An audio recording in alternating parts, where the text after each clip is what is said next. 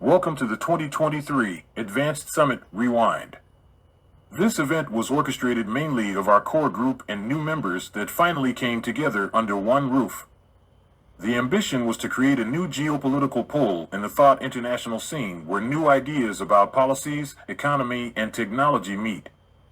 The main objectives were designed to create a unique networking environment for all the nations that stay out of Europe and USA, mainly the South. Engage the audience in working groups towards urban development projects and collaborations, and educate in new thought frameworks and co-create new economic models. We welcome you to witness the beginning of a grander purpose. We're building a better world, starting today.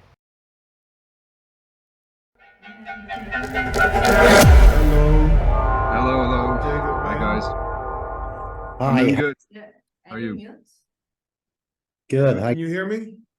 I can hear you, yeah. Yeah, we cannot hear you. Oh, okay, let me quickly fix it. Anthony, is it? Okay. Hi, guys. How are you? Okay, can everyone hear us yet? Yep. I hear perfectly. Okay, now we hear you. Yeah, I can hear you perfectly. Nice. Wonderful. Great. All right, good. All right. And Anthony, you there?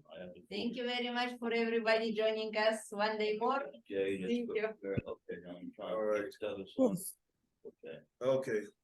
Okay. All right. I must apologize because Mother Nature said she is not going to be nice to us yesterday. And today, of course, technology said I'm not going to be nice to you. So we had a few different challenges. But I definitely wanted to welcome you here. I'm glad you all made it here to Bermuda. You're here now, and we can definitely arrange to go swimming in a little while. Right? The weather is finally eased up a little bit here. Actually, the sun is shining. And of course, Ev, it's a long swim from me from Miami, so you got to give me some time. well, we were And just maybe facing your palm tree that you were next door to us. So, I wish I was. all right. And welcome aboard. And of course, we did have, a few challenges yesterday, but we're just glad to be able to at least get to this point because this literally is just going to be the first year of us initiating this objective of ours is to be able to introduce different talents from around the world. Those who want to have access to Africa, they want to be able to introduce their projects as well. But we think it's more importantly, you're gonna have that. Yes. And it's more importantly that we are able to get this here started at least. Turn the volume down too. All right. So without further ado, I want to introduce my partner, Jay Dillard. He's down there in Miami. He wasn't able to be here because he had pre-planned his obligation to someone else that deserved it. So that's why he's down there in Florida. And of course, he's able to chime in and slide away time for us as well. We have Katerina here to my left, and she has definitely traveled all the way from Barcelona via Saudi, via Bulgaria, via all over the places she's been, but she was dedicated enough to be able to show herself and be here as well. Anthony Young, who's also here in Bermuda. He even came down with his family, who's out touring the island as we speak. And I'm glad that they're able to bring their families and so that this way here, they can be away and at the same time still be home with them, because that's actually what Bermuda offers. I see Miss Ronette Lowndes is on there, and she's based in Florida as well. I see Mr. Mo Adams. He's based in Tanzania. He has a mining operation there that not just for gold, but for other precious assets as well. And down there, I don't see his face, but there's Mr. Gary Hart. He also is in Guyana, and he has a mining operation down there as well. But more than likely, we'll all have the opportunity to spend some time here in Bermuda shortly, so that you guys could be able to at least get the gist of what Bermuda has to offer. I apologize for that there. I think what I need to do is get Francois the link as well. I'm sure you can hear me, but I can't hear you. Okay, can you hear me now? Yes, Hold on a second. can anyone else hear me? Yeah, I everyone. can hear Okay, we can hear you. Gary, just be so kind and show us your background. I know you're there. We like to see folks face to face to at least welcome you there. You can go ahead and decamera yourself after you at least pop in. you. And Actually, okay, all right, greatly appreciate that. sure, 1 second. Okay, and while he's doing that, I want to take the time for Katerina to introduce her party. And you can speak to them with their background, and if you could just take a moment, I'll be able to share the screen, or you'll be able to share the screen. I do believe I did give sharing access to everyone. Hello, Gary. And there's Hello, Catalina. all right. Hello, brother. David. So if you can, Katerina, go ahead and speak to. So I'm very happy to introduce my friends from Europe. Cormac is in Dublin. He's experienced cybersecurity, mesh communications, data centers. And Florian now it's in Portugal, I think. He's coming from Amsterdam, and he's expert in everything related to sustainable energy, electricity networks. He have been doing very great job to create energy independent neighborhoods, and I invite them a little bit to share their experience and to get some ideas about. Of course, you are in mining, but what I was trying to convince you is that before going to operations in the mines, we need to build the cities around for the miners. And with these guys here, we can see how these settlements can be in the West in a modern fashion to have the technologies there.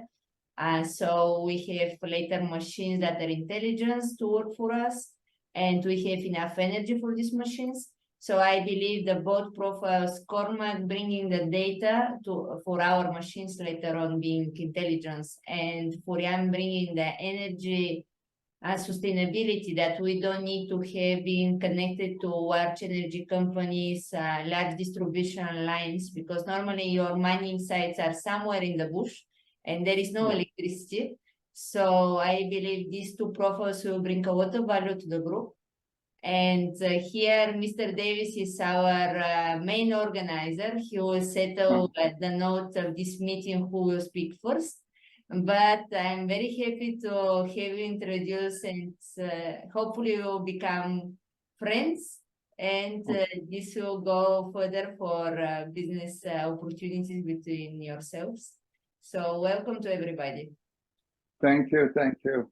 Yes, and thank you for giving it back to me. I actually would love, but we wore Miss Catalina out yesterday. She was in speaking. I think we had her speaking for about probably 4 hours yesterday. So it's amazing that she's able to even stand here by my side so that we can get this here in motion. But hopefully she'll be able to give us some sort of enlightenment, maybe in another, few minutes to tell us more about herself, because we'll be doing her a disservice if we don't shine some light on her, because she is a very core piece of the pie that's here that we're doing. And I think, those that will be listening to this here should be and will be deserving of hearing what she brings to the table globally as well. But Mr. Cormac, if we could, if it's okay with you. Sure. Paul King is here as well. And Paul, if you could be so kind, thank you for coming. If you can show us your face and your background, and this way here, we'll at least get to see you and have a bonding eye handshake.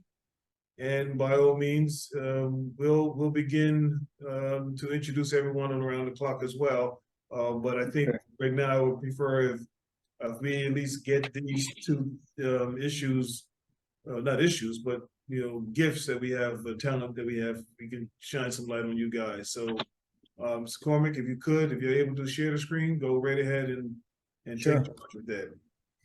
Yeah, good morning, everybody from sunny Dublin in Ireland. Lovely to be here and lovely to meet you. And thanks, Katrina. I've known Katrina for a good number of years now, and it's always a pleasure. And talking with her on highly technical matters, which is fantastic that she and I can talk at that level, but also other levels as well. So before I share my screen, I just give you a quick background of my company, Sovereign Data Systems. We are specialists in what we call IP mesh. IP mesh is a new type of networking. It's not new, actually, it's been around for quite a while. Militaries and fire and rescue and first responders have been using it, and that's primarily who we sell to, is first responders and also mining operations and also any engineering companies as well. So one of the things that we specialize in is mesh, and I'm going to show you, the first slides I'm going to show you is how our mesh basically creates its own network where it does not need cellular. So it works best in cellular denied areas. And the share that I'm going to share very briefly with you is where what we've done is we've connected the mesh network into drones, and the drones are now able to link with each other, and we're able to get over to like 200-300 kilometers, where the communication is coming back on the mesh radio nodes, and then it's going into a vehicle, what we have called a connected vehicle, and then we have it basically popping back up through satellite. So we can understand if there's the backhaul should go to cellular, if there's enough cellular coverage, or if it could go to satellite. So that's the main area, is one of the things that we are specialists in Europe, is integration of this mesh. And we normally have radios. So the radios would be the first responders would all have the radios, and they basically are able to connect lots of different radios together where there is no cellular. So it's a fully encrypted network of its own. It's called a MANET network. And first responders now use it, security guards and the police use it. Obviously, military guys have been using it for quite a while because it hops as well. So it basically can't be intercepted. So for that level, we have kind of a whole different level of what we call mesh. But what we've done now is we integrated the mesh into drones. And what I'm going to show you then is how we're actually taking that drone integration and putting it into what we call a ruggedized MDC. And an MDC is a micro data center. So it's the size of a container, half a container, or even a quarter container, with all the ability to have whatever you need from a data point of view in the container. And then we also have mesh drones, which are actually in the container, which can launch outside the container and then can basically go up in the air. And the higher we go with mesh, the more coverage we have. So I'll just share my screen real quickly, and I'll just show you one or two things. Let me just see if I can show this. So what I'm sharing here, and I'm just going to flick through a few because it's the other presentation that I want to show you. So if you can all just let me know if you can see this. Everyone see that okay? Yes, we see it well. Yes. So this is where we are at the moment, and we're basically part of the European Space Agency program. We've just got the green light for funding to basically be able to show this, and we already do this in Australia.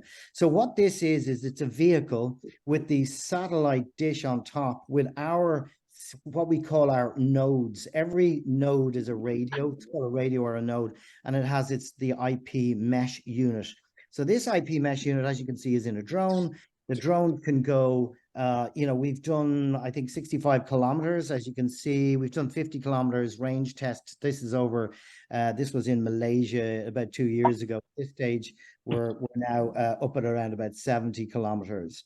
So that is line of sight with a mesh node under a drone, and then feeding all the telemetry and the video and the audio back to the actual drone control, which is 50 kilometers away. And again, this is nothing to do with cellular. So this is all in cellular denied area. It doesn't matter about cellular.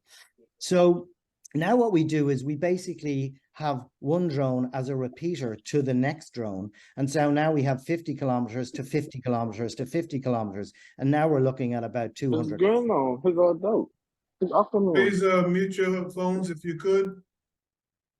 Okay, so what we have is a command vehicle, and in the command vehicle we have various technologies which we call various boxes. And one of the things we were able to do, and what we're doing with the European Space Agency, is showing that we can understand if there is enough cellular to backhaul the data back to HQ or back to, you know, a different city. And as you can remember, the earthquakes in Turkey, the problem that they all had is they didn't have any cellular because all the cellular masts fell down. And then you're seeing that as well around forest fires around the world. In Greece recently, obviously Maui, obviously these places, once the cellular network goes down, there's no communication. And that's where our technology comes in. And it's been used now widely around the world. There's about 4 or 5 companies that specialize at the highest end of this. And we're one of them. Out of our partner who develops this is in Singapore. So that's just to give you a kind of an idea. And this is the mesh swarm. So basically you can have a lot of different UAVs in this. All controlled by the one controller, by the one operator. And all the information then can come back to the central operator or can be sent off to another city, another control vehicle, and as you can imagine. If I just go through this, I'm going to show you where this fits with our data centers in a minute. But this is the mesh network, and these are 2 watts. These are 2-watt nodes. We also have 500 milliwatt nodes, which are the radios, and we have bigger watt nodes, which go up on buildings. And if you can think into the future where Katrina and I would have a lot of conversations, is that these mesh nodes would be up on top of buildings, and they would have massive coverage around a city, around anything. And so you're not relying on cellular, and they're encrypted, and it's secure, and it's always on essentially. So if anything ever happens, you can turn them on, or you can just use them even if there is no cellular. We've done a lot of testing also with our mesh down in mines as well, and 3 levels down in Navy ships. And we are able to get the communication pure straight back up to the bridge in a ship, out to the rib, back out to HQ, or in a mine, we're able to get it back up out of the mine. So we're one of the best in the world at actually getting the actual connectivity signal using our mesh. Sorry, forgive me. I need everyone to please make sure that your phone is muted. Thank you. Okay, and so I can go into this for hours in a different one, but because I know I'm under time restraint, I'm just going to show you these. So obviously all our mesh things can then connect with IoT hubs, which then can have robotic sensors, robots, and so on and so forth. And if I can just show you so this is the let's say responders. These could be police. They could be 800 meters away from each other, talking purely to each other with body cams coming through to each other. But what we've done is also extend the network, because each of the radios that we have, the mesh radios, has a Wi-Fi point on it, meaning that other guys around with smartphones can connect to the mesh now with their smartphones to these guys' radios. And now we're extending the mesh back to a vehicle. And also, obviously, we use tethered drones. So you can see this line here from the drone up to the thing. So we have tethered drones whereby you can open the back of a vehicle and the tethered drone goes up. And once it goes up, it gives a huge amount of coverage. So if you can imagine in a dense bush area, or in an area like a desert or a mine area, or areas where the connectivity isn't good, you've now just created yourself a full-on network. Okay, so this is again a bit more military, a bit more, a lot more drones talking to a robot, or this is up in a mountain scenario. So you could be the drone could fly up, and then all of the operators on different sides of the mountains, because it's hard to get communication when there's mountains in the way. And this again is in more mountains, show the daisy chain link. And now this is really interesting, because these are the areas where drone technology like this can be used on an IP mesh, because there's just such a vast area. So farming is one of them, our oil, our mining, our dams, or all of those areas that are in what we call cellular denied areas, are cellular that's a bit patchy. That's where our stuff comes in, and it just fixes the whole thing. Obviously, this is one of our main areas that we sell to, which is search and rescue. We sell to border control, search and rescue. We sell fire and rescue all around Europe, a lot of the different divisions, and particularly in Australia, they use our stuff a lot because they're out in the outback and they need connectivity. Again, you guys might know this is Boise River. We did a big test here with canals and mountains and everything in the way. Again, connectivity with the drones and connectivity with the mesh radios placed in certain parts gave it perfect connection. And again, like I said, we've done a lot of tunnel tests. We've done testing under Paris because there's a lot of tunnels under Paris, and we came up, we won that. We've done testing with the UN. We've done that sort of to heavy lift operations in Dubai. Okay, I won't go too further into it. Obviously, this is the subterranean areas, maybe in mining or maybe in other things. We've pure connectivity. You can send the robots down on their own. They'll connect back up, and they can do all of the exploration they need to do without human endangerment. So, and this again is large scale farming. Obviously, we can get the drones. The drones can do anything. It's just that we're communicating with them via the telemetry and via the video link back. So we're able to basically launch them remotely, and we're able to have them talk to each other so they can go much, much further distances to do what they need to do. So I'll just basically stop there. That's just where we specialize in the mesh applications. And now what we're doing is we're bringing that mesh and that drone integration into just going to pop off here a moment, into our micro data centers. So this is what we're kicking off here. We're looking for funding, and we're looking for various things here. So Primal is our division for our micro data centers. Now, a lot of companies do micro data centers, big companies do micro data centers, and it's a new industry, although it's not that new. So where we come in is, and micro data centers are used in big distributed offices, first responder sites, like I said, out in the bush, temporary humanitarian sites, mines, as I said, university campuses, and a lot more. I just need to move this down. Sorry, just move that away. Let's get rid of that. Okay, so where we are at the moment is that we configured the ruggedized MDC. And again, I'll go to shoot through this, so I won't go through it all. But what we do is we have a ruggedized MDC, and in the MDC we have very powerful computers in racks, and we can build them to pretty much any size. The various different sizes would show up like where am I? Just there. So basically, that is a full container micro data center, and inside there is obviously security at the door, is an entire racking system. And in the back here, what we plan to do and what we want to do with our development testing is put a drone launch area, secure drone launch area in the back here, where we can then basically send the drones out to monitor, to secure, to look, to actively communicate with other areas. But also what we'll be doing is putting a SATCOM link on the top here. So for redundancy, these are all ruggedized in that they're weathered to withstand extreme cold and extreme heat. That is just that size. We also do them half size as well, or we will be doing them half size, and we will be doing them quarter size. But we also basically do them at this size as well, which are much smaller, but the same, very, very powerful, with some powerful computing operations in here. Now, these won't have the drone launch areas, but these are part of our plan to release for computing at the edge. So computing at the edge makes it much, much easier and faster to do robotics, to do, communities, to have their own access to data where they don't have to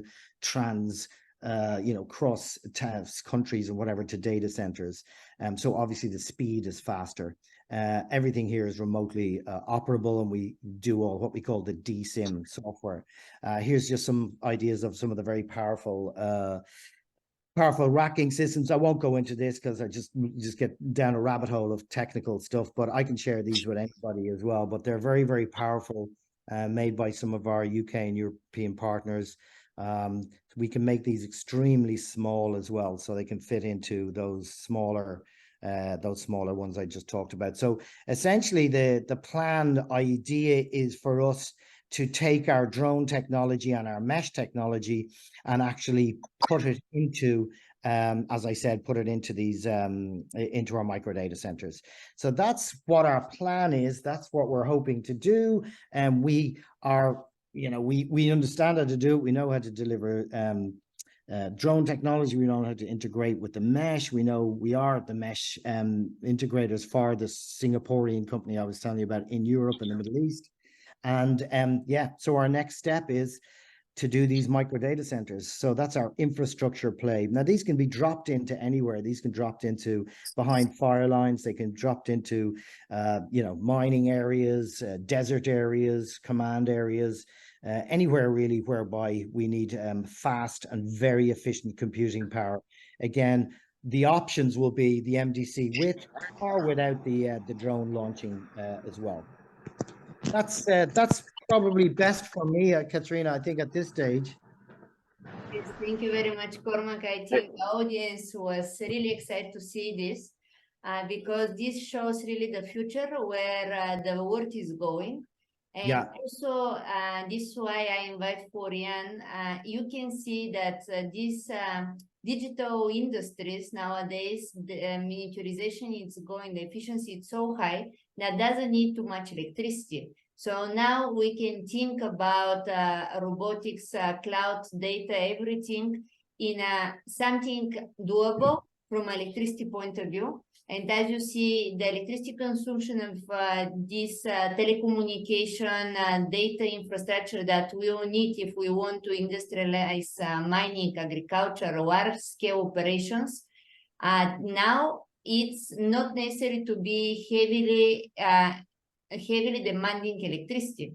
So here is where Florian is centering to show us the example. It's about villages, but you can imagine these villages for your mining sites, and that you are feeding with this electricity and the machines that Cormac here show how you connect, how you speak to your machines, how you exchange the data between the machines.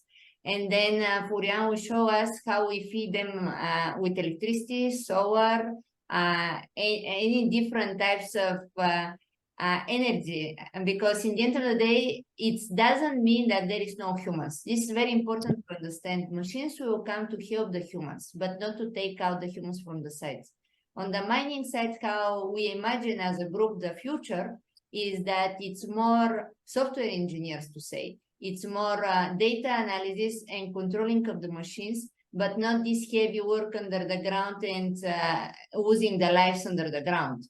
We need to educate the people that are today miners to go to these high level skills, to this digital industry, and let the machines go underground and extract the minerals in a very ordered and very, how to say, surgery way. We don't need to leave a mountain nowadays to take the mineral that we need that has the maximum price on the market. And each mine has variety of minerals. It's not only gold, it's not only diamonds, but now we have the capacity to go chirurgically to take the mineral that is making the most money in the market in today. So in real time, we can think of production of extraction of value related to the markets. So you don't need to bet on future that you don't know. You are doing it real time. Now it's going in Wall Street a hype about titanium, and you have it in your mind, and you have 2 free kilos, and you can sell it on this price. You send the machines, you extract it in 3 days, you ship it to Wall Street, taking on the hype. So we really believe this is a feasible future, and anybody that it's interesting, we are here to help. And Florian, the floor is yours. Show us how we package Cormac with energy. Hey, this is Jay Delard, Everard's partner. Just have a generic sort of curiosity question. So the one limitation with drones these days, I know, is, the whole thing of runtime and all that. Now, I know if you're tethering from a vehicle, I guess runtime's not so much of an issue, right? Because you've got some regenerative power system you can keep supplying. But in those high altitude applications, how do you overcome that? Is it some sort of solar powered drone, or because I assume that these drones have to run for a pretty lengthy period of time to sustain your mesh operation in a high altitude situation? Well, there's 2 answers to that, really. There is better and better, and I've seen it, better and better batteries now for drones than there was even about 6 months ago, to be quite honest, like incredible stuff. However, the drones aren't meant to be up there for it for endless amount of time. They're not like going to replace a mask. You know what I mean? So they're going up for an operation in an operational environment, in an operational window of time. So, it could be for an hour, or it could be for an hour or two, or whatever, but they're not going to be up there on their own without coming back to their charging station for 5, 6, 10, 20 hours. Like, that's not what they're intended for. And before this is Everard here. I got you. Yeah. My question to you as well, when it comes to drones, of course, different municipalities have different regulations. How do you go about dealing with that? Is this something that you have to submit applications for? Yeah, it depends country by country, to be quite honest, but there is now regulation, very, very defined regulations in various countries. As I said, normally we sell to first responders, and we sell to police, and we sell to governments. So our issue with them normally is, what band do they want to, L band, S band, the various different frequency bands. So the regulations, they already know their regulations and what they're allowed, but obviously they're in a different environment because they're saving lives and that type of thing. But for things like mines and mining and farming and things like that, yeah, I mean, they know already. Like, we're just selling them or showing them a way that they can communicate over a farther distance without having one drone coming back and then only getting to about maybe 20 kilometers or 10 kilometers. We're going 50 kilometers. Actually, you know what? We're going 100 kilometers because we're daisy chaining the actual mesh. The drones all have our mesh radios on them. So now we're going to like 300-400 kilometers. Do you know what I mean? Down, we can go down a coastline, Yes. and out to a ship as well. Carmen, give you one, if you let me here to put a note. For the audience, what Cormac is presenting here, it's not for cities exactly, because cities already, they have the telecommunication towers and they are quite dense covered. This is solutions for rural, for mountains, for jungles, for vast territories that nobody from the big brands of telecoms will go to deploy the infrastructure. We are in this moment one of the few groups in the world that are taking seriously to deploy telecommunication infrastructure on the scale on rural outside of cities. And this is why it is, because the telecommunication companies, they are working on users. And normally in rural, you don't have users. You have 500 people for I don't know, 5,000 kilometers in one line. So when you think about mountains in Asia, Central Asia, when you think about Africa, the savanna, there is no people enough that are living there. So these telecommunication companies will go and deploy the infrastructure. So here is where is our market. We're focused outside of the city with these technologies. And mainly we're focusing on the future of machines. This is edge technologies, distributed infrastructures that are communicating with distributed mobile units.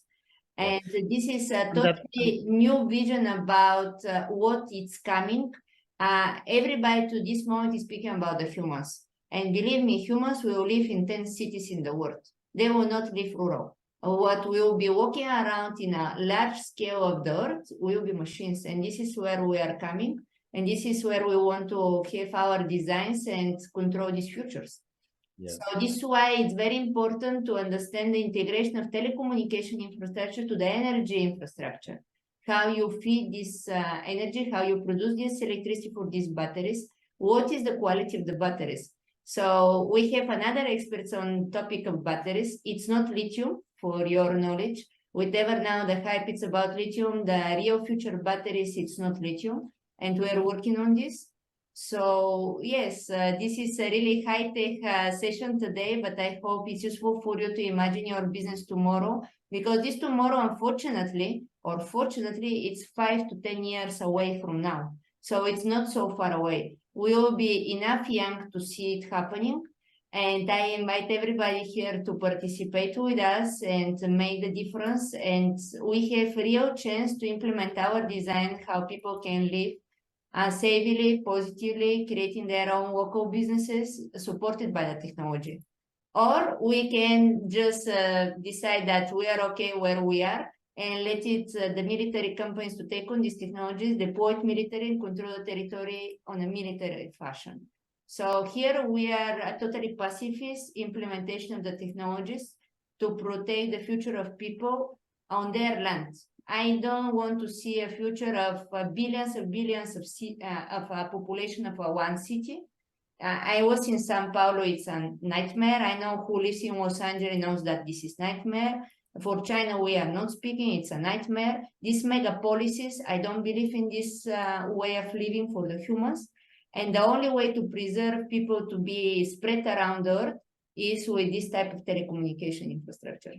So yes, this is my small entry, but now I think if there is no more questions about telecommunications, we can go to energy. Yeah, we have one more question, Mr. Young. Question from a mining's point of view. Can you hear me? Yeah. Yep. From a mining point of view. So we got the drone topside, now it's going down. How deep is it going and how does it identify each individual mineral going down, or it's not defining each individual? No, it's not defining. That's not the role of the mesh. The mesh is a communication methodology, so it works off what we call COFDM. But no, that's mining guys' area of expertise. We wouldn't be able to tell cobalt from gold. No idea. So how far can it go down? It really depends. Really depends. So yeah, so you're right. So drones would be on the top side, and then your machines would have mesh. Be like anti-narcotics and anti-bomb disposal units use our mesh because they can send the bomb disposal thing over to the bomb, check it out and do whatever they need to do and send the communication back, because what they always do is they basically put a blocker with any telecommunications so nobody can set off the bomb with a mobile. So those mobiles are basically jammed, and so mesh is the only thing that they use. So they use the bomb disposal thing to go into the car park or to dispose of the bomb. And same with plenty of other industries as well. So mining, we've actually worked with some mining organizations and done some tests whereby I think they've gone down. I think they've gone down 100. I'll have to check. I don't want to say that the amount of place they went down and be incorrect about it, but they went down a good bit. And so the robots, whatever they are, doing the investigation of what might be down there. And even the users, the guys with the radios, they'll be down there with the mesh radios, because we have a small radio like you would see Motorola radio or whatever, and we have one of the very first smallest handheld mesh radios in the world. So those guys would use that down there as well to communicate back up. I would imagine with repeater technology too, you can kind of daisy chain and extend down pretty far. Exactly. Yeah, exactly. That's exactly how it works. Yeah. So guys in the middle, you go down. Okay, I'm losing the control. Okay, guys stand there. Okay, yeah, now we've got it, and exactly that's how it works. Yeah. Okay. All right, and we appreciate that there. I'm going to hold because I'm sure there's a plethora of questions asked with that there. And now, anytime I'm available. Yes. Sorry. Please. All right, if we could now go into yes, please. If you could just unmute your phone and give us your. All right. I think you guys can hear me now. Yeah, tell us about who you are, and tell us about yourself first. Yeah. All right. So my name is Florijn de Graaf. I'm an energy engineer specialized in renewable energies and building technology by background.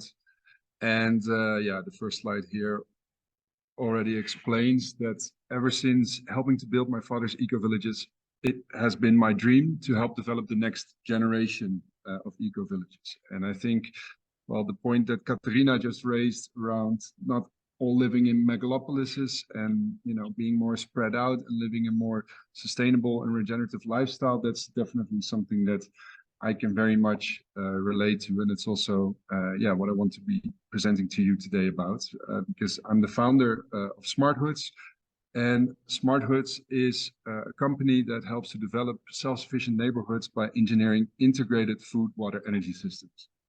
So basically what we want to do is we want to develop neighborhoods that are fully self-sufficient in terms of heat, power, water, sanitation, and 50% food. We conceptualized a system for that, for which you can see a little diagram here on the right. And we did all the calculations around it, and we know that it is possible to achieve this, and it's our mission to achieve this. And in doing so, help realize these decentralized, fully self-sufficient, decentralized neighborhoods. And that is what we call regenerative systems engineering. Well, and I won't go too much into detail on the tech that we have, but basically, what makes us unique is that we have developed a model that really allows to calculate precisely all the flows in such a system, in which all the flows are connected. So the sewage water is used to generate power, and the power then heats a greenhouse. The greenhouse is used to produce food. So everything becomes circular and connected, and we can model it for every hour of the year. Model these flows, and by modeling it, we also dimension the system components in the system components in an optimized way. And this will allow us to really realize these regenerative neighborhoods, which right now they cannot be fully off-grid yet. But here you see the neighborhood of my father in the Netherlands, and it still counts today, 10 years later, as the most self-sufficient and sustainable neighborhood of the Netherlands. And this neighborhood, we did some modeling for it, and we know that it is possible to at least be 90% self-sufficient off-grid, with the last 10%, if you really want to go off-grid. You still need a small generator. You're always going to need like a high density power source as a backup. But basically, we have the knowledge to really help design these systems that provide local heat, power, water in an almost 100% sustainable off-grid way. And the type of clients we cater to are forward-thinking project developers. So, we are really catering to those that want to go beyond just a few solar panels on the roof and a heat pump in the basement. But really, like, if you also want to, reuse your wastewater on site, or grow your own food locally, like the more of these concepts you incorporate, the more, the better a fit it is to work together with us. And the reasons to work together with us, they're basically twofold. Like, we can really help realize the most advanced regenerative systems, like with a lot of innovative, both low and high tech technologies in it. We also develop these systems like very customized to your situation. So, if it's in a cold or hot country, like, we have different configurations for that. And we can help you be very cost effective at that, because in an average project development, the system cost accounts for 20 to 30% of total project cost, and we can help you save 10 to 30% on that. So that can amount to up to 10% of total project cost we can help you save by having this optimized design with this tooling that I just showed you. And here you can see some of the examples that we've been involved with over the last decade. I think it's safe to say that it's the absolute global top tier in terms of regenerative neighborhoods development. 4 of them are in the Netherlands, 2 in Amsterdam. 1 is in Denmark, which we've been working on last winter. And the one in the middle center below, Traditional Dream Factory, is where I'm calling from right now. And it's a new type of concept that is going to be a regenerative co-working, co-living space for digital nomads. So think of it like basically a Selena for regenerative minded people, with a whole interesting community governance model behind it. So, we're not just focused on the tech, but we also are really interested in the social innovation that it can bring. I won't go into too much details because I'll keep it short.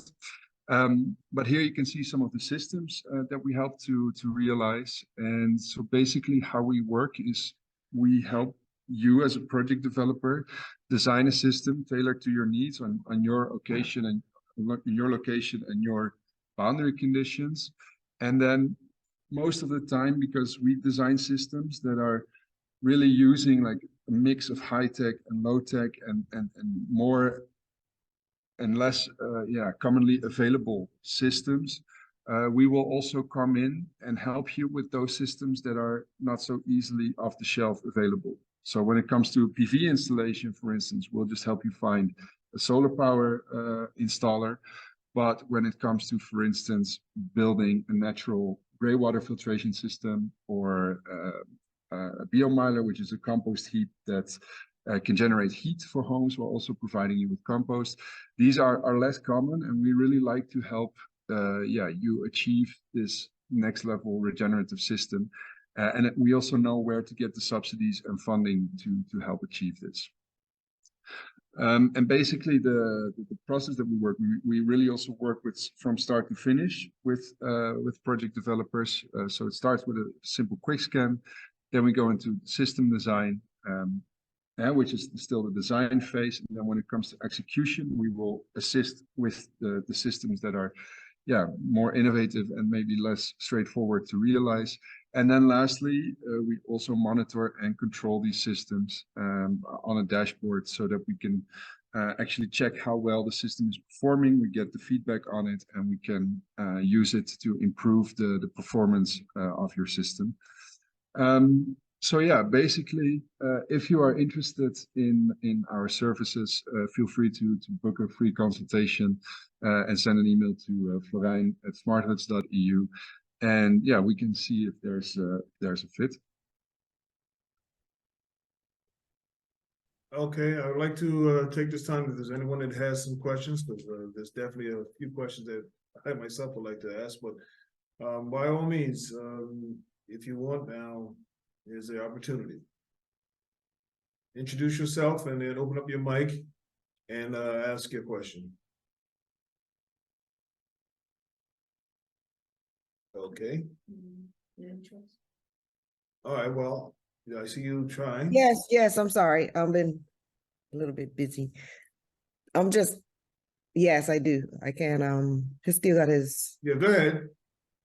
Okay, Yeah. yes, this is very, I like both of them. I like the first one for my farmers, and I like this here for investing and rebuilding these, buildings and stuff. So I am very much interested so that we could see how we could merge it together, if that's okay. Well, he said it's okay. Absolutely.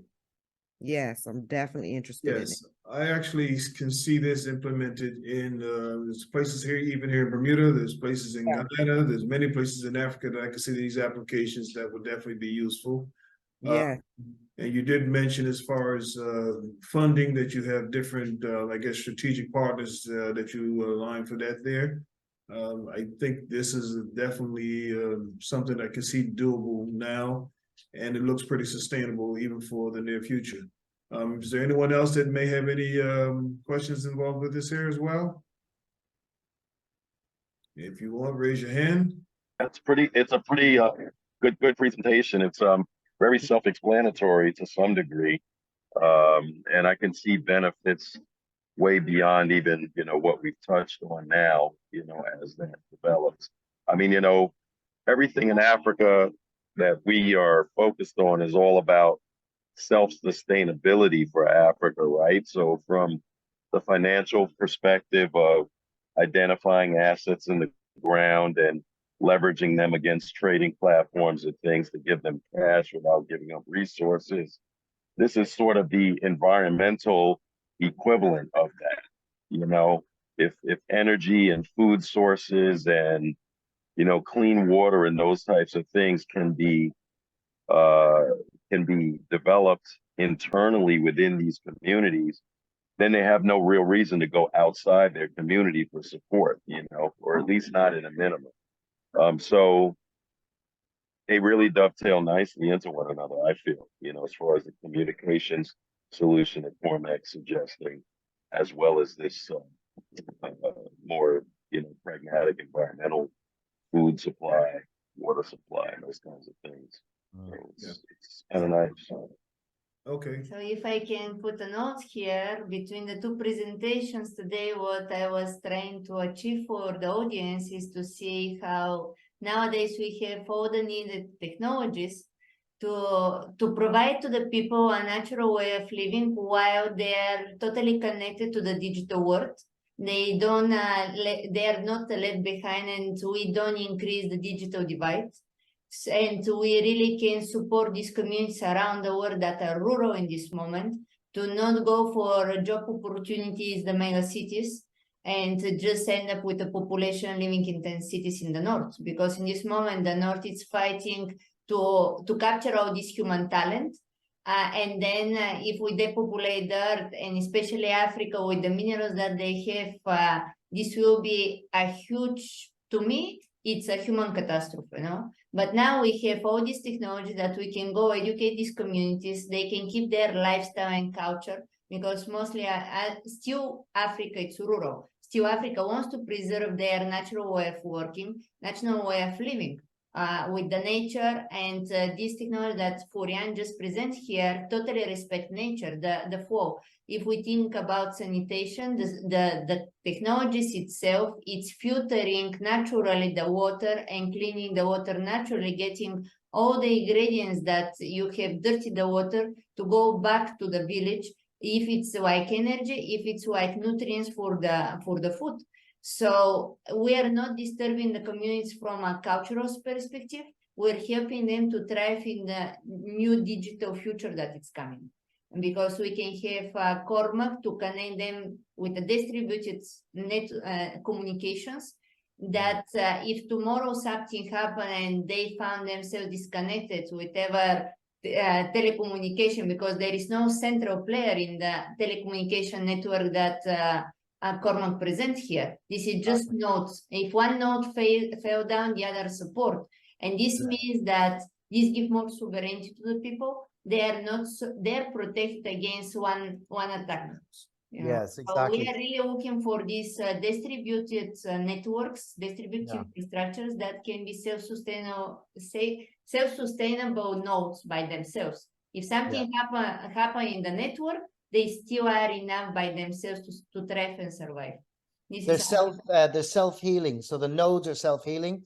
So essentially, if there's a mesh, that's why we call it a mesh, because you can have lots of different star designs or link designs. But if it's a mesh, if one goes down, the others just take over, finds the path, the next best path. So basically, it all originated from the military. Once one guy went down, they had to basically know that the other ones would pick up the thing. But as Katrina said, exactly, it's sovereign to you, the owners of the network, and you're not having to deal with anybody. And now with Starlink and other low orbiting satellites, the pipe out to get out there is much better now and cheaper and more cost effective, and there'll be more Starlink to do that type of thing with. So for conservation, for example, where we also had we're about to do a big thing in Saudi Arabia with another partner of ours who's from the MOD in the UK originally, but is out there with a big conservation. And so they want to use the mesh way out in the conservation areas. And I was thinking Africa as well would be fantastic for that, because obviously conservation is a huge tourist part of that economy. And so this mesh is perfect for conservation because it can be stayed in place, like up on a mountain, it can just be stuck. And then you can basically connect to that whenever you want to, if people come by again with other mesh nodes. So there's so much, ability out there for mesh and for the micro data centers as well. Sorry, that's all I'll say. Okay, no, that is grand. I do believe Mr. Young, he has something that he wants to present as well. Yeah, just a question, because me and Catalina, you can hear me. Me and Catalina has been speaking on the back end on financing and trying to figure out how you structure your capital and financing around your projects. Because when you're going to go into these African nations, you know they're not going to have upfront capital to pay for these scenarios. So we're going to have to come up with some sort of brainstorming method to figure out how we can bring at least a development aspect of it to the table in the beginning stages before we can figure out how they're going to be able to compensate for the development of the whole entire operation. So Florian, maybe this question is to you. Can you share with us some of the possibilities that you have for financing these eco villages? What is the trend in Europe? How people organize around this financing? Yeah, so our clients are project developers. So it means that, you know, we come in when a project developer intends on developing a project, and it's the project developer's task to fix the finance. And like our role in this project development can basically be seen as like an architect, but then not of the building, the shape and the geometry, but more of the systems. And you know, once the systems or the constellation of system is designed by us, there might be several parts that are how you say difficult to finance because of yeah, they're too, let's say, innovative or don't have a direct payback. But for this, there is generally a lot of subsidy and funding available from EU grants, well, at least in the EU, that is. So that's where we mostly operate. But I can foresee that it's also the case outside of Europe, because there's a lot of incentives generally worldwide to stimulate these kind of investments. And then bringing us in as a partner is like a good sort of like quality seal to secure these subsidies and grants. So just for the audience here, I will add that in Europe, we have dedicated financial programs for projects in Africa. And it was one since 2016. Now, since the last year, there is a negotiations, and I think the fund will be open next year for projects in Africa. And these two vehicles that we have as financing from the European Commission's projects in Africa are focused on infrastructure. So if you have people on the land in Africa that want to develop communities, villages, infrastructure, and deploy these technologies, Florian is already participating in European programs. He has this how to say curriculum to participate for these fundings in Brussels, and that's for your projects in Africa. I'm speaking about Africa because I know this is dedicated for the continent, and it's dedicated for infrastructure. So what I was trying to do since 2016 when I found these programs was to create this my personal relationship in the continent, to find these decision makers that can back these projects, so we can help them to tap to these opportunities, capital opportunities that we have in Brussels. Me being in the European, in Brussels, knowing the programs in Europe. Of course, here, our friends in the United States, I'm sure you know better the programs of the World Bank and the Development Bank in Washington.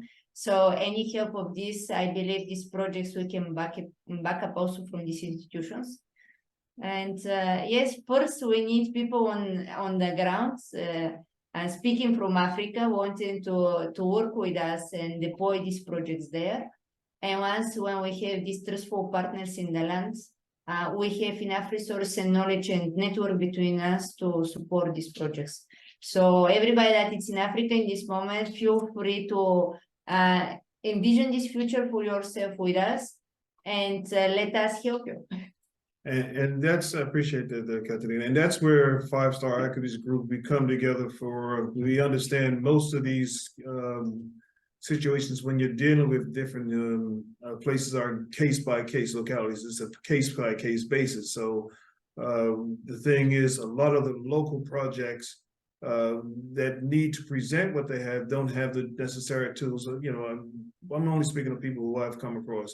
They don't have mostly all the necessities in place to be able to present what their interest. They know that they have the land, they know that they have the aspirations, but when it comes to putting together certain projects to present their needs, that's where they may fall short, and that's where we come in as well to help bridge that gap between the two. Ones like yourselves who have certain services to offer them, where they have the needs. We basically come in, we take what they have, we take a look at it, we analyze it, we put it together, and we package it so that it can be presentable to you, because there are certain banking institutions or investors, they want to see things in a certain way.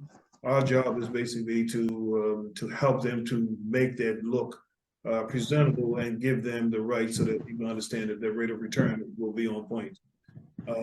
If there's no more questions on that there, or go ahead. Can I clarify something, please? Hello? Yes, please. Yes, sir. Tell us who you are, Douglas. Okay, yeah, this is Douglas. I'm from Nigeria. I'm based in Nigeria anyway.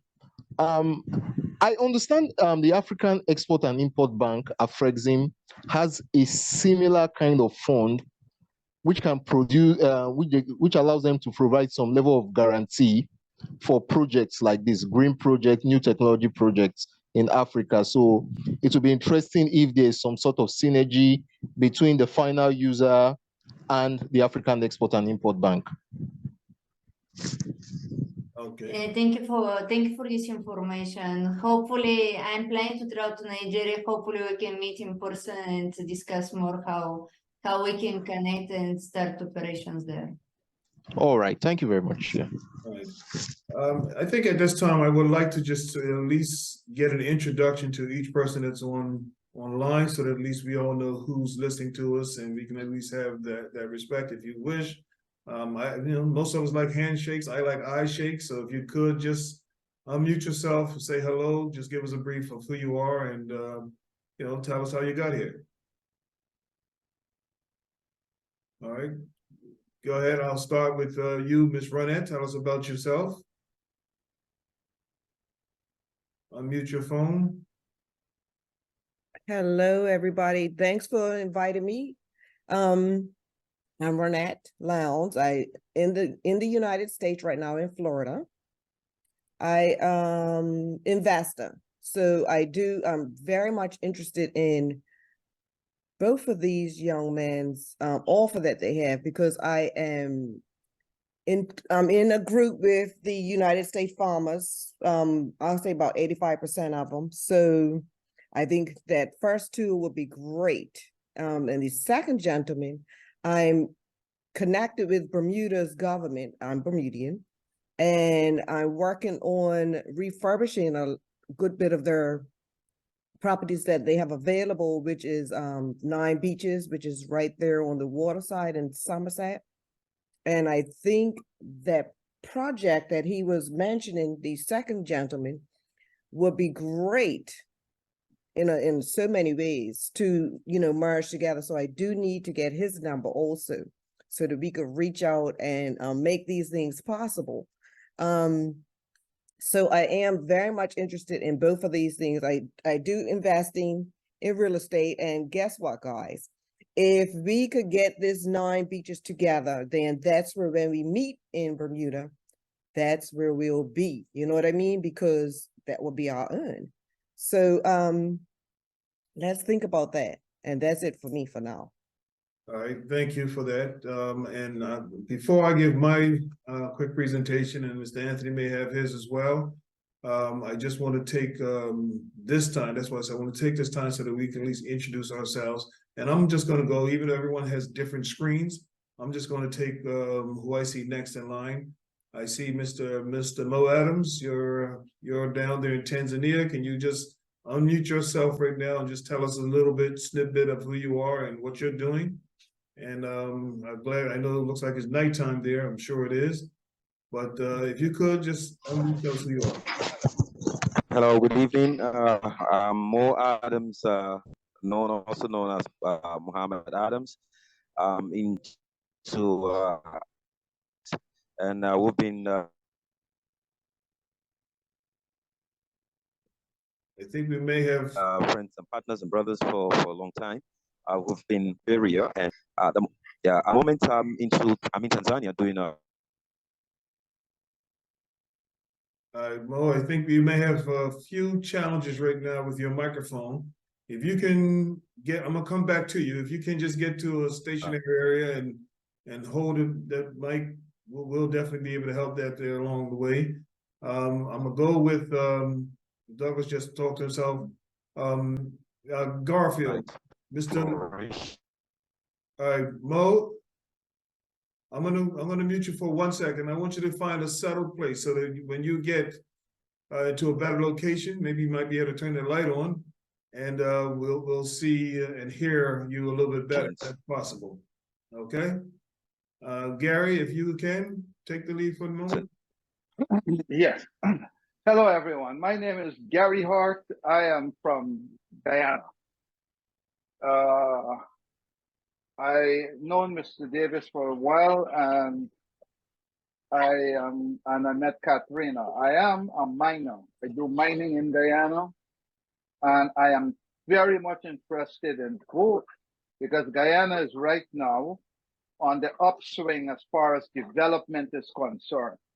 And I have very deep interest in the communication piece because we mine in the interior with no real communication. And also with the my mesh. own And exploration. yes. I'm doing my own And my own prospecting. Mo, You know, Mo, I need been you to tough, mute. but it's Yeah, great. 1 second, Mo. Yeah. uh-huh. Mo, yeah, And so the technologies and also the invisible mining technology, which is environmentally friendly, that Katrina is speaking about, is of high interest because right now we mine in Guyana in the 1800s is what we consider mining, which is mostly dredging. And that's from me. Hello? yeah, go ahead, continue on. Yeah, and so that is my interest. My interest is to see the type of technologies, especially with the building boom and all that that we have going on right now, self-sustained communities and remote communities can absolutely benefit from these technologies that are being explained on this forum. Okay. So I would definitely be engaging Mr. Davis with some of these stuff and Catherine. Thank you very much, guys. That's me. Okay, and he's being quite modest about who he is. He has a large mining operation on 2 large parcels of land in Guyana, and he has a few challenges in the land because you could imagine when you're in the jungle, you're definitely in the jungle. Yep, deep Amazon jungle. Okay. All right. Well, thanks a lot there for Gary. We'll come back if needed. You can always open up shortly as well. Thank you. Mr. Thank you Paul very King, could you just unmute yourself and tell us who you are? And if you're available, please do so. And we would love to hear what you also have because you have a variety of things when it comes to these type of situations. And I don't know if you're available or not. Are you there, Mr. King? Yes, you are. Yes, I am. Okay, Yeah, good. Yeah, tell us a little bit about yourself and what you do in these sectors as well. Okay. Hi, everybody. Thank you for your time. My name is Paul King. My company is King Consultant Solutions, and is bringing mostly resources together, human resources together. My field is consulting in the space of platform trading, and currently now infrastructure and also cryptocurrency. The current cryptocurrency space, and now I'm moving into the digital currency, which governments are going to be doing space. I have a background and understanding of renewable energies. I worked with energy in the bank in the U.S., cogeneration, geothermal, and also solar as well. So I do have an understanding of that space and that knowledge. With the part of the funding part that everyone is speaking about, there's multiple ways that the people that I'm associated with. One is a foundation that utilizes for their humanitarian efforts. They work with orphanages, they build facilities for them, they put them to school, to colleges, and then you ask yourself, how do they continually to continue with the funding of these different projects? And if you, a lot of the world, some of the world projects and stuff is done through what they call platform trading or acceleration trading, with the debt notes with inside of banking. And there's about maybe 5 or so platforms that are in the world, and so happen that the people I work with are connected to one which is a humanitarian one and a religious one that does invite people in. So the minimum somewhere around 100 million or so, or an instrument about that value, around that value, but you can raise billions of dollars to do all these projects that you guys are talking about. So that's what I'm currently working with them. And then I have another group that is working, and the gentleman made his money through Tanzania. And so he's not African, but he has a passion for Africa as well. And so we have a bunch of projects in Africa right now, which we're waiting for to test the way the funding will go through digital currency. And once that's integrated, then that will allow for each country to have their be able to issue their own currency and tie it into the digital framework to allow them to be able to take their assets from the mines and tie it into collateral, and then tie it into collateral, then be able to get money, and then being able to fund their own projects in their country. So that's what I'm working on now. So I'm waiting to see that it take place in about 2 weeks. The funding goes through the way that he said, and then I'll speak stronger about it at that time. But currently, the platform trading is available if someone is interested in that through Corazon de Vida Foundation, is connected to the humanitarian platform that does the trading. Yeah. Okay, and I thank you for that as well.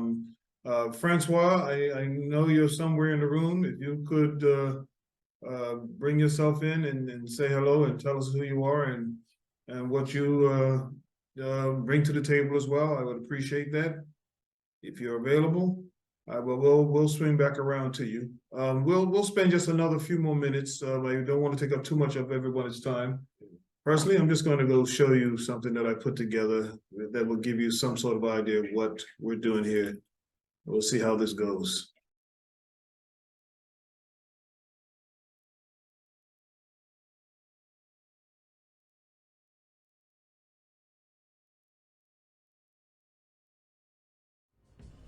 The Bermuda World Commodities Exchange. Our vision is to bridge the gap with African, American, and world commodity import-export companies to create innovative ways for generating business within close proximity of the United States of America, with generous portions of the proceeds being allocated towards foundations supporting African developmental projects in various African countries. The pink sands and crystal blue waters of Bermuda was first discovered in 1503 by Spanish navigator Juan de Bermuda.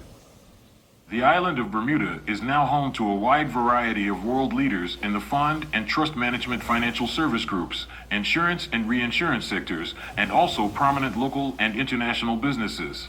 With a population just fewer than 61,000 located 2 hours from New York's JFK International Airport, this premier offshore oasis known worldwide for their friendliness and honesty will now host the only international exchange center that will lend its visa-friendly environment to all business traders, world leaders, and gem-producing countries.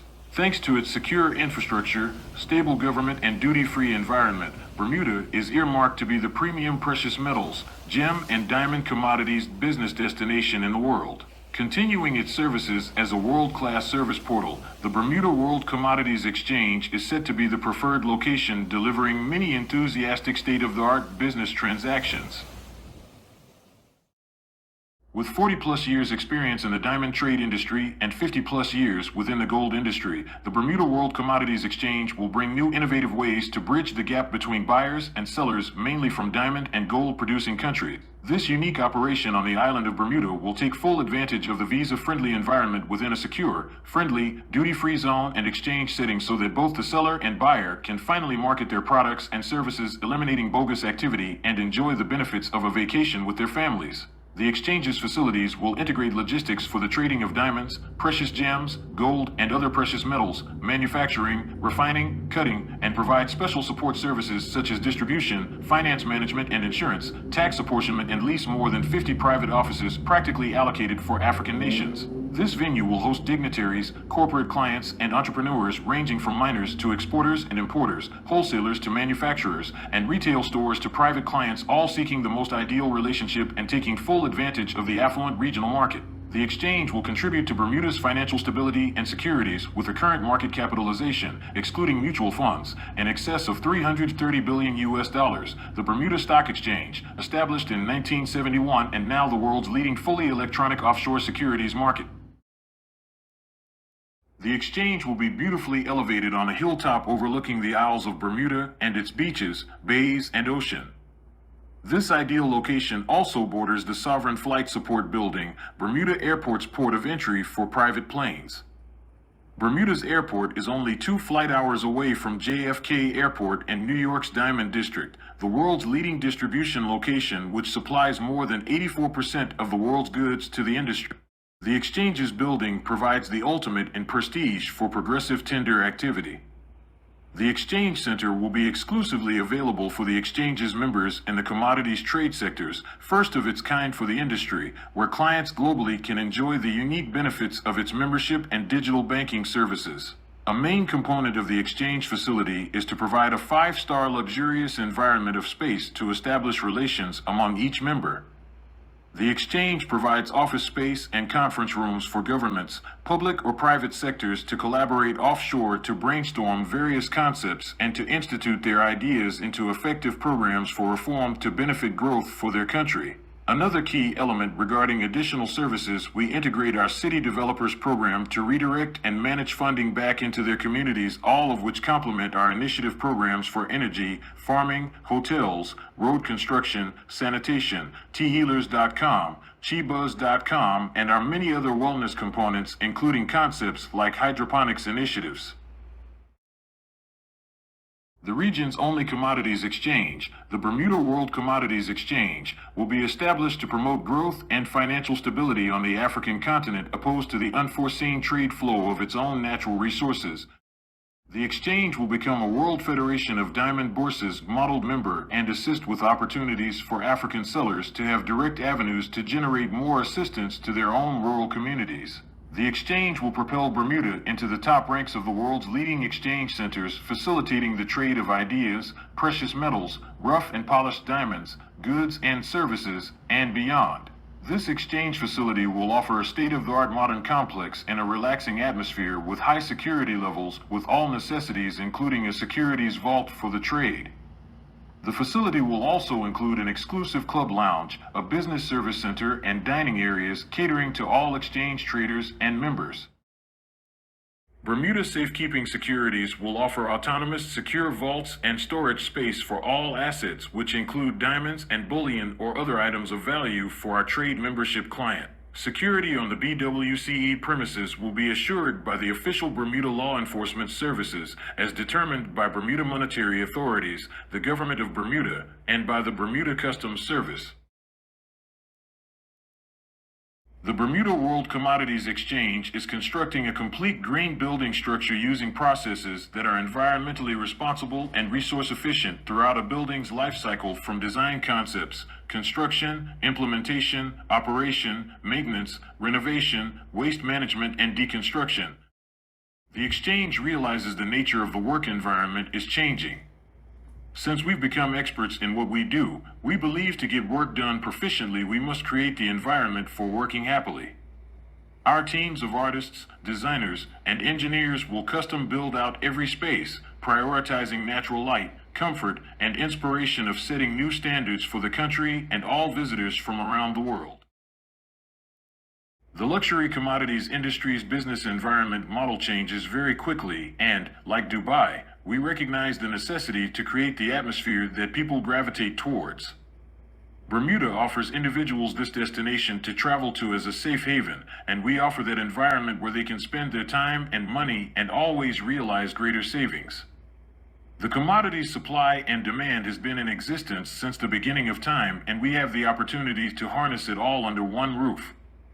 We are respected in this industry as the group that strives to always deliver in style. It's also instilled in our DNA to build better relationships.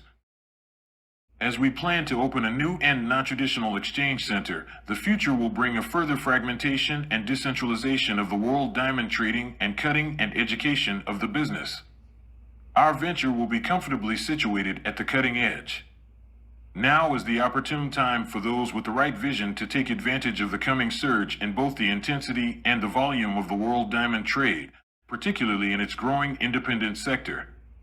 Bermuda has unyielding anti-money laundering laws, segregated accounts, and banking and investment business legislation in place to ensure effective and transparent business practices flourish. We fully understand the complexities and intricacies involved with the entire industry's pipeline from the earth to the finger. The Bermuda World Commodities Exchange's team has visited the many places where the origin and majority of all precious gems and gold resources are mined. Our goal is to do what no other bourse has done and create avenues for many gem-producing countries that produce these goods by opening our doors and strategic business ethics to provide the well-deserved financial benefits those countries will never receive from anywhere. In Bermuda, we have the opportunity to be different. Because of our visa-friendly vacation destination powers, we can sincerely provide light, an open door to businessmen and businesswomen and their families to conduct business and enjoy the benefits as they identify Bermuda as their favorite vacation go-to destination and return home to build, better manage, finance, and develop their communities. It's always better in Bermuda.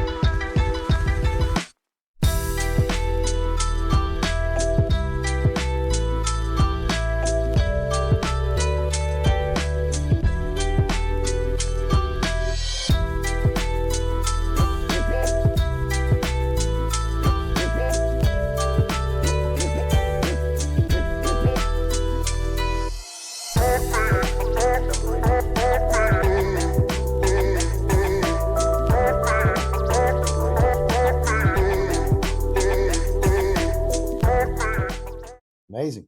Take 101, you're gonna have to see take 102, but I appreciate y'all's bearing with me. Of course, we were bombarded with weather yesterday, which knocked us out from being able to have our meeting yesterday. We did have a good amount of people that did come yesterday, and for whatever reason, we had a few technical difficulties that challenged us today. But by all means, if there's anything that we can do, we're here as a group to be able to make these things work. There are people that come from all over with different talents around the world that want to be able to get their things in the right hands and develop the right relationships. The purpose of us in this particular entity is to be able to bring these two things together. It's not just a buyer and a seller, but it's an originator as a person that is in need. And so that we can at least be able to be that conduit for them. The way we make our money, the way that we generate things, that we build these relationships together, and we're set up as a membership organization so that we can make sure that the members are the right members for each other, and we help them move things along the way. And the way we operate, the way we get paid is we make sure that these relationships work, and anyone who we bring together, we always will have certain conditions of how to be able to construct this here. So if there are certain fees that we do, I want to now go to take this time. If there's any other questions, hold those questions for me because time has gotten away from us. I want to now just go over to Mr. Anthony so that he can show you more or less what his program is about. He has it up now, and by all means, here, bear with us again for Mr. Young.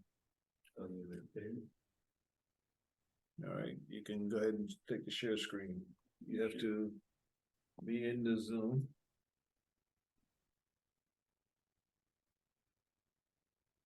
And then say share screen. And select it. Double select. And up she goes. Okay, go ahead. You're good now.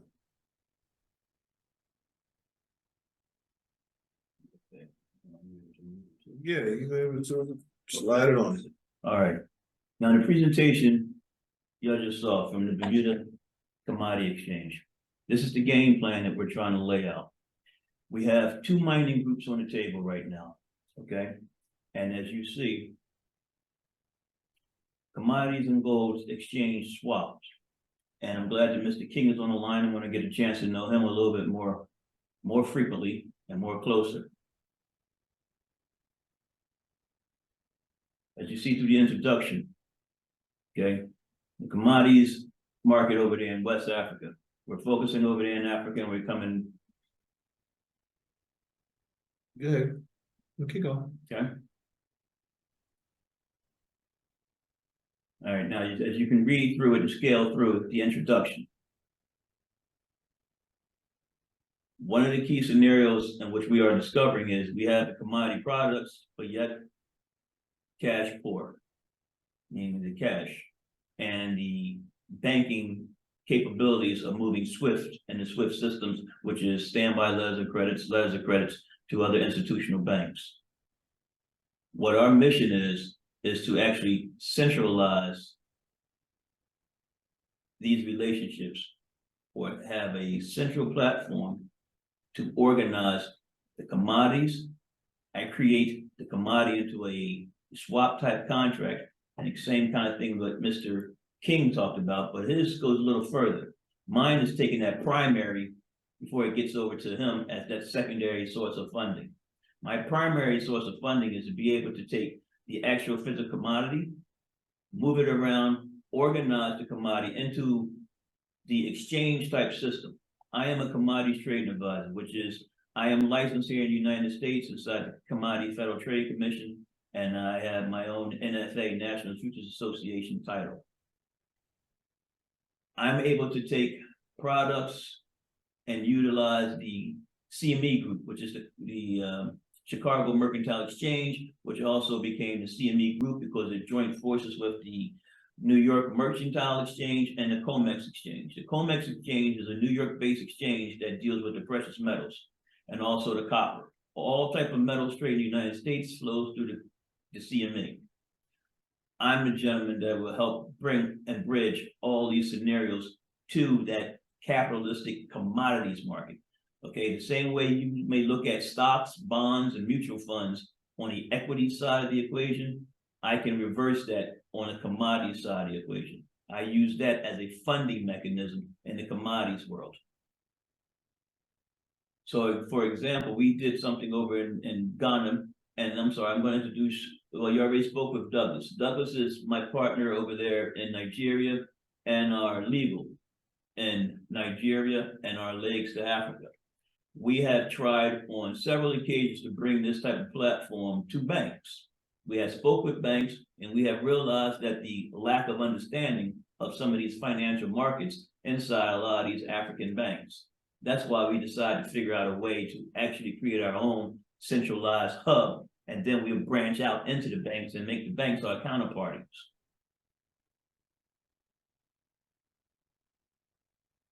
Furthermore, by using our method as a financial exchange tool for the commodities products, okay, and of course, pretty much we always want to use gold because we know gold is going to be our universal funding. It's always been for centuries. So why not still make it our primary right now? Because to me, once I receive gold and I send gold throughout the COMEX, I'm able to convert that into any type of liquid assets anyone else needs. Okay. One of the big things I always like to say, which is sad on my part, but South Africa is the only, out of 53 nations over there in Africa, South Africa is the only currency that actually exists in the CME group. And me and Douglas has been trying to figure out a way to get the Nigerian lira as a listed currency to the CME group. See, the CME group is where all you have your banks, your institutional traders, and all sorts of funds. They all come to these exchange platforms, okay? And a lot of these smaller exchanges in Africa are not members of the associations. So we have to piecemeal things together. And that's pretty much what we're working on right now, okay? As soon as we're able to bring all those smaller sources up to one large source, and of course, the mission is to the Bermuda World Commodity Exchange, which then we would tie that to the COMEX, the London's Metal Exchange, the Dubai Metal Exchange, and all other global exchanges itself.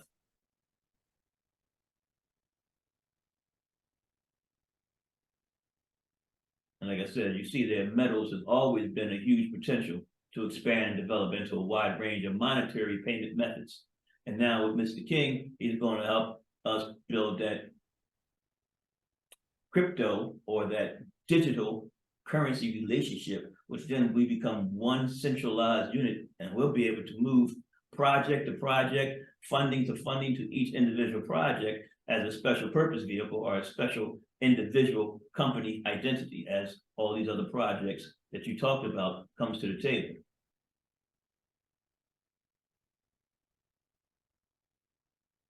as you see, like I said, it's going to be a way for us to support these local miners. And then we have 2 miners on the lines here, and they're going to be our catalysts to help us really execute and put our plan into play.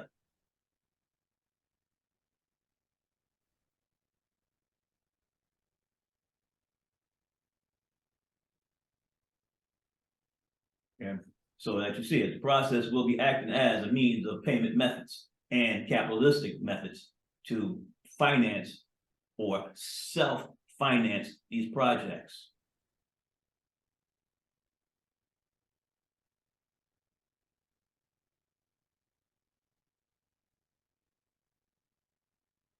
So you can almost look at what we're trying to do is use it as a bartering type of exchange type method. Because a lot of locals over there in Africa, no, they may not have the cash, and you got all sorts of currencies you got to deal with, but they may have the resources. Okay, they're going to use the resources to credit their own local facilities.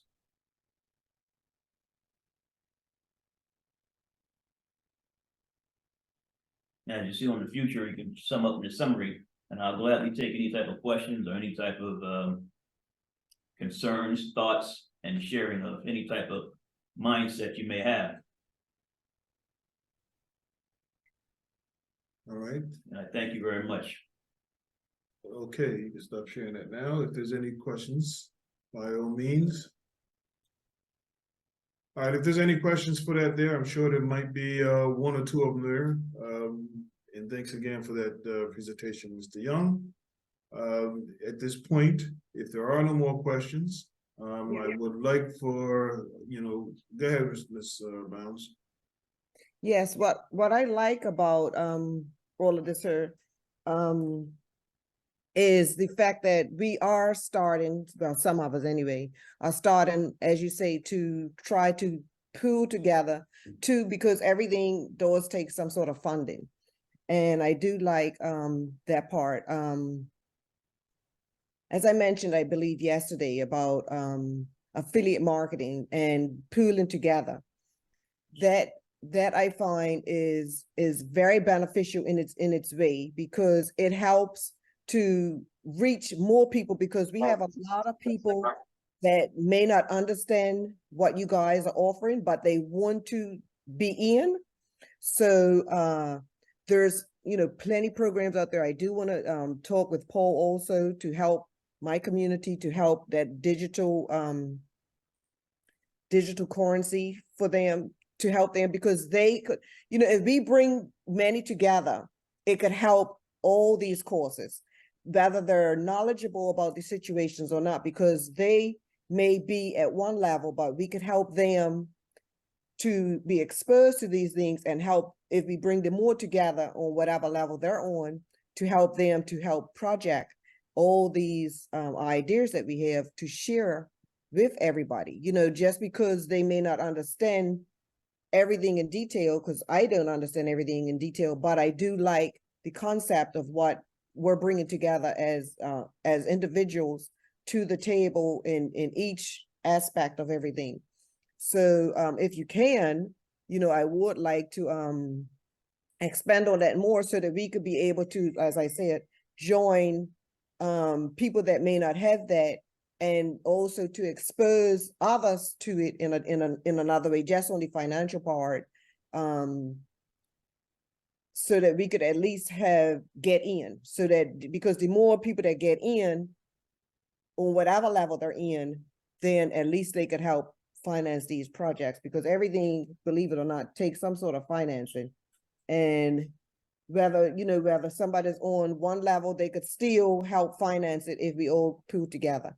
And that there is another topic that I'm not going to talk about right now, only because I'm enjoying listening to what y'all are offering, and I want to hear more. So that's it for me. Okay. Can I say something really quick? Sorry, I apologize, guys. I have to get ready to leave the hotel, so I got off for a minute.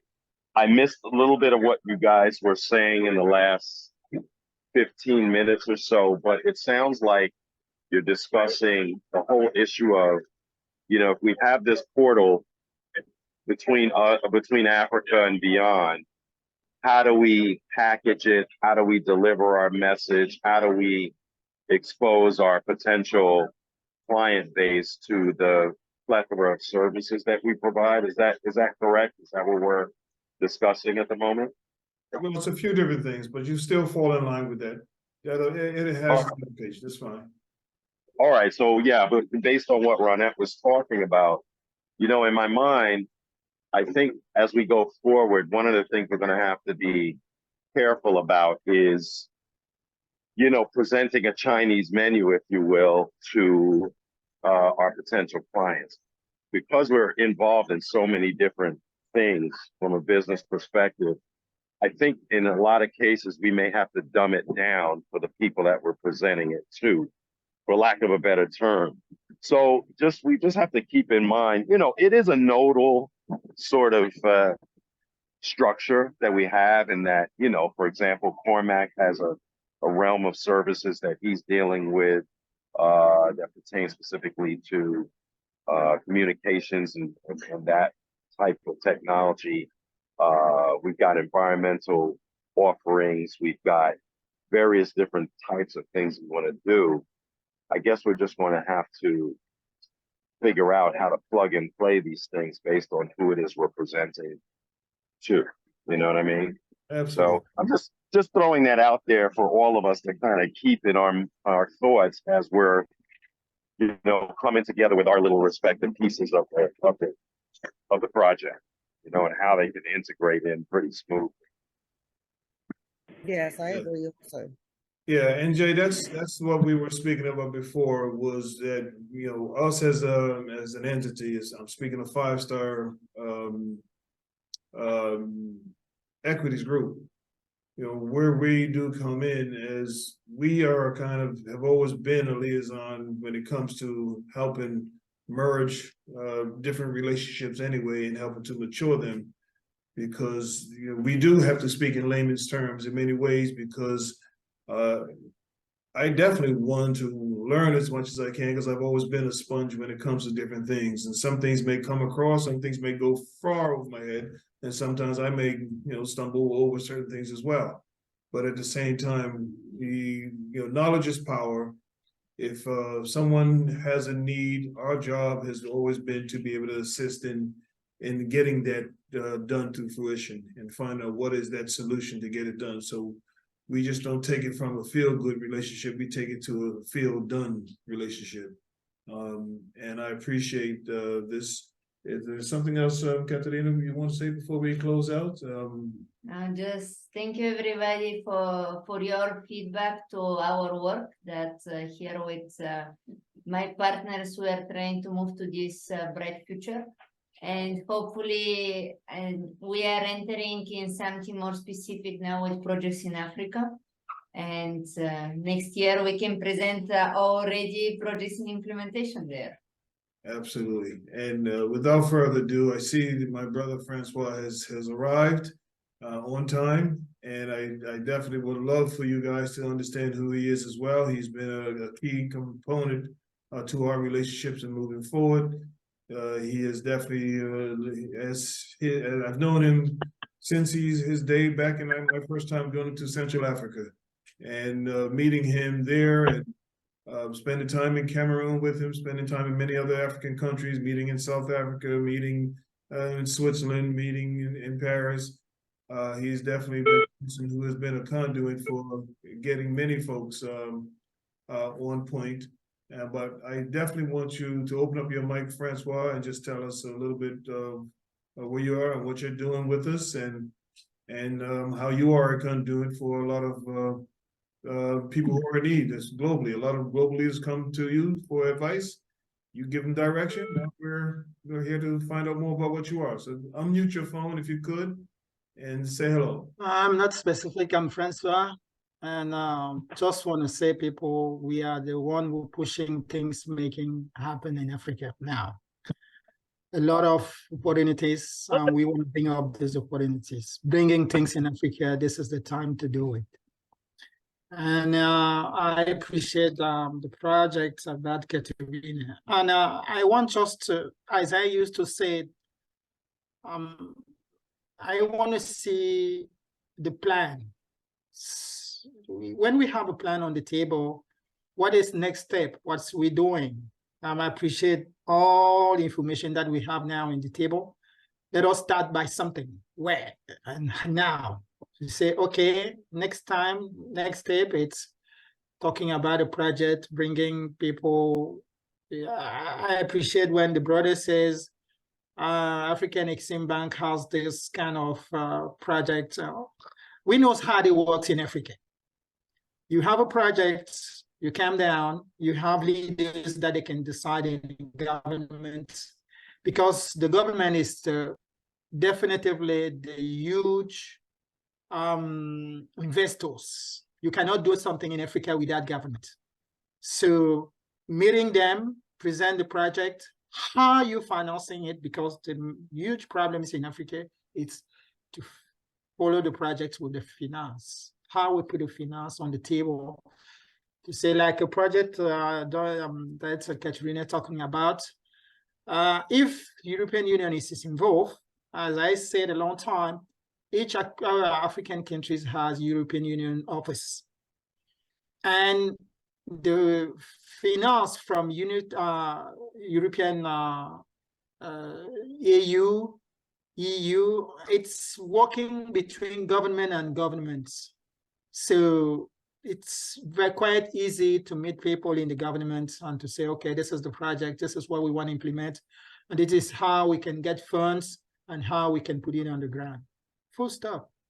So here, we know the network, we know peoples, we have those that they can receive any kind of project in mind, in our city developers, in everything's.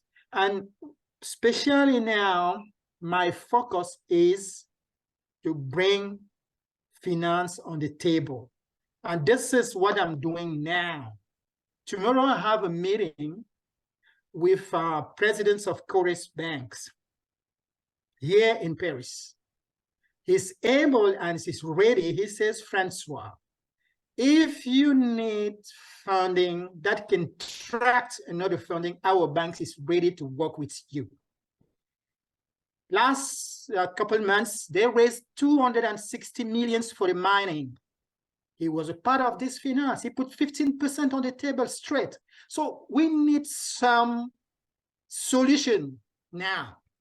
Stop talking, bringing the project. What we have to do, we connive the project, we de-risk the project, and we bring the people that they can make it moved.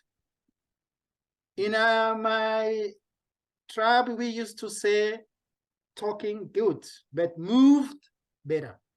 So this is what I can do. This is the way we are. Okay. Also for Tony, for Anthony, I want to say his projects, bring it on the table, please. Let us see. Talking, okay, this is what we can do. We need African Exim Bank. This just bring it on the table. So we start moving. That's it. Thank you. I appreciate that, Mr. Francois, and that's what we're here for. Any projects that we want that don't have whatever it takes or has it or over has it, we want to be able to at least be that soft cushion, that soft introduction to whomever it is.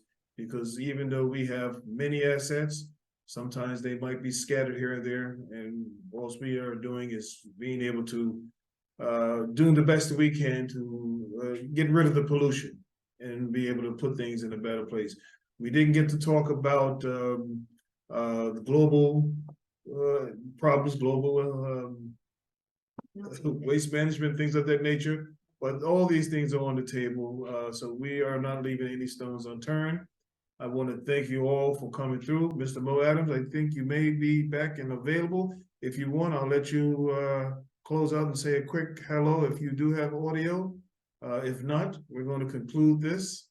And I appreciate everyone coming out and coming this extra day, because you have definitely been part of this core. We're in the infancy of where we're going. Next year, we're going to do things on a more organized, more professional manner, on a whole different level. But at least this, we just had to get it done. And I appreciate you all. I applaud you all for being a part of this, and thank you. You all know how to reach me. We will definitely take this to the next level, And I will be in contact with you all soon. Your network is poor, no problem. Okay, so we'll conclude this, and we thank you all for coming through. Thank you, and we'll see you on the next side soon enough. Thank you, Well, enjoy the everyone. beach. I'm kind of jealous that y'all are gonna be on the beach and I'm not gonna be, but We'll spend enjoy it today. anyway. Renee, I am praying for You're you. very jealous. I'm hating it, but that's okay. I'll Next take time, I next time we go to cannot see it, Bermuda. I'm praying for it. See you The soon. sun is shining. I'll send you all the video of what Bermuda looks like now, okay? All right, all the best, everyone. Thank you all for coming. Bye. Thank you very much, guys. Thank you very much. Thank you as well.